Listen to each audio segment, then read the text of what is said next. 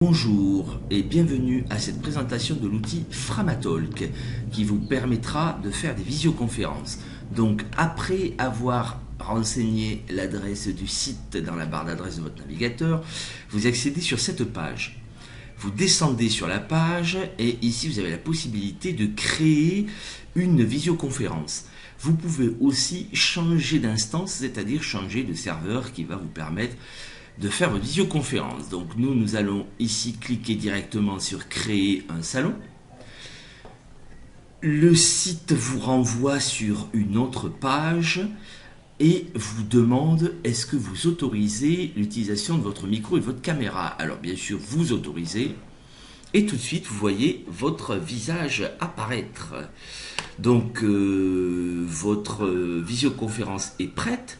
Vous pouvez ici en bas à droite partager votre écran. Donc une fois que vous aurez cliqué sur ce bouton, vous choisirez l'écran que vous souhaitez partager et vous cliquerez sur partager. Vous pouvez aussi, alors ici je partage l'intégralité de mon écran, mais je peux aussi partager une fenêtre d'application, un onglet dans Google Chrome. Et je peux aussi cocher pour partager le contenu audio.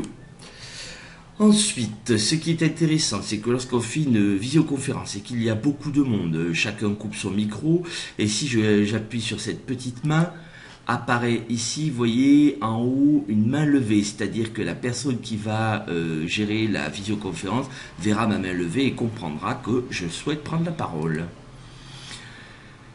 Ensuite, ce petit onglet permet d'ouvrir un chat, c'est-à-dire que lorsque je fais une visioconférence et que je suis avec un micro coupé, il est quand même préférable de demander à cet interlocuteur de poser des questions pour que l'intervenant puisse lire les questions et y répondre.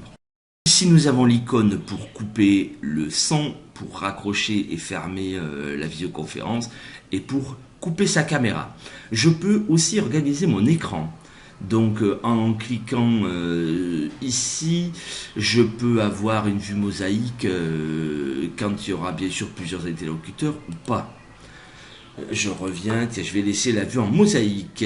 Ici, vous pouvez partager le lien de votre visioconférence et ce qui est intéressant bien sûr c'est de pouvoir ajouter un mot de passe à votre visioconférence. Alors là, si vous voulez faire un simple appel, vous copiez ce lien, vous l'envoyez à quelqu'un qui peut venir vous rejoindre directement.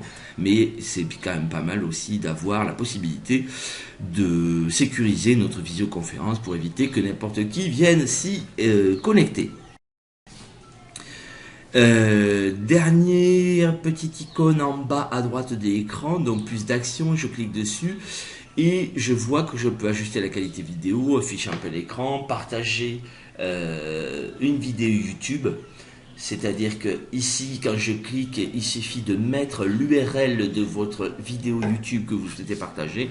Vous cliquez sur partager et elle sera vue par l'ensemble des personnes invitées à votre visioconférence.